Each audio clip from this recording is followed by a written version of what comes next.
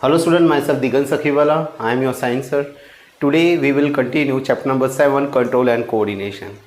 Dear student, last time we learned about the reflex action, reflex arc, okay, and we learn about the neurons. Today we will learn about the human brain. We know that those who complete the MBBS or MD or MS, okay, they became a neurologist. So neurologist is, we can say that it is the main doctors are there, because brain control all the parts of the body. It controls the voluntary action as well as involuntary action. Okay, so we will learn about the brain in that three parts are there: forebrain, other is midbrain, and last part is hindbrain. Okay, human brain is the main coordinating center of the body. It has the three major parts. So main thing is here, what? Main coordinating. It controls the most of the type of action which we know, and we are doing action that is called voluntary action, and which are not in our control, then also that action is going on, that is involuntary action. Involuntary action in that heartbeat, filtration of the blood, so many are there that unconsciously or without in governing that it will continue in our body. Okay, forebrain, it includes the cerebrum and the olfactory lobes. Okay, we can say that cerebrum, brain is divided into two hemisphere. Okay, that is the cerebrum. Olfactory lobes are consist of those type of smell related stimuli are there, that is analyzed in the olfactory lobes. It is the largest and main thinking part of the brain. So forebrain is the largest and the main thinking part of the brain.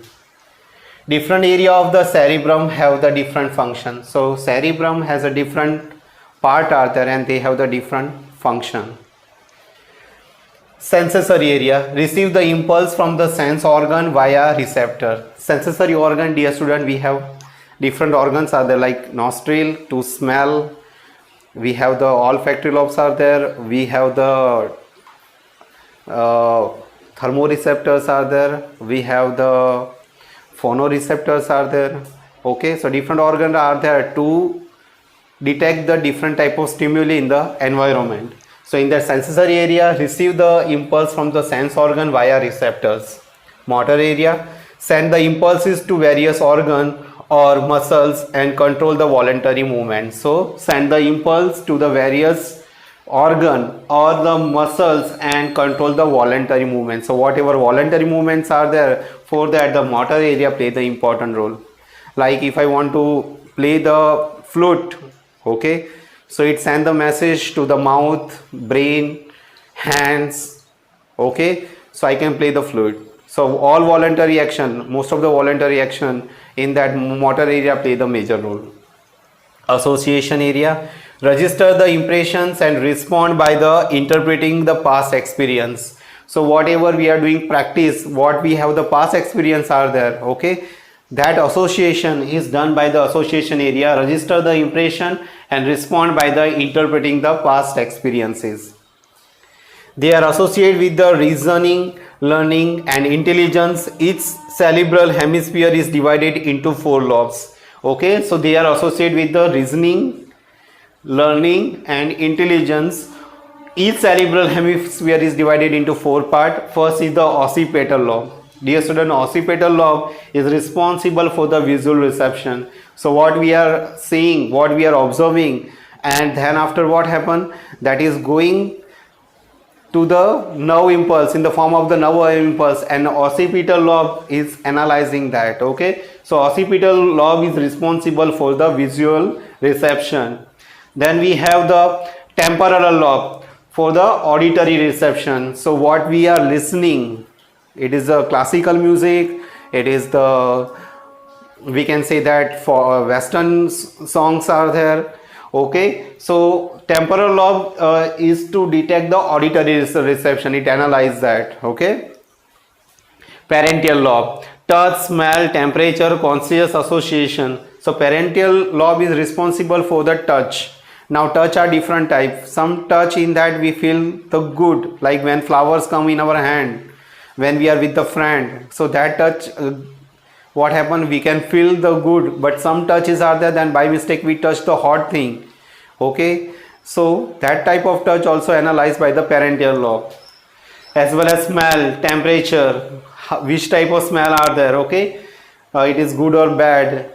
Temperature, it is whether it's cold or the hot. Conscious association. Okay, so when we wake up or when we are in the sleeping, at that time we hear some sound, then we become a conscious. Okay, so in that conscious association also parental lobe play the major role. We have the another category is the frontal lobe. It is responsible for the muscular activity. So many muscular activities are going on in our body when we are walking, when we are running, or we are reading, writing. Okay, for that all the frontal lobe is responsible. Okay, now dear student, we are going to learn about the midbrain. Name suggests that it is the middle part between the forebrain and the hindbrain. It connects the forebrain to the hindbrain. Okay, so we can see that midbrain connect the forebrain and the hindbrain.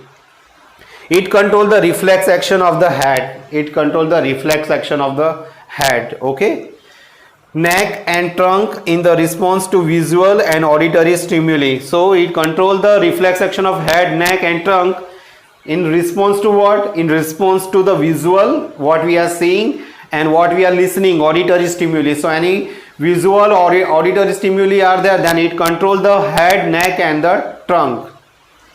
Third is the hindbrain. Hindbrain in the different part are there, that is cerebellum, pons and medulla oblongata. Okay, hindbrain, it consists of the three centers. Three main centers are there. Cerebellum, it lies at the roof of the hindbrain. So it lies at the roof of the hindbrain.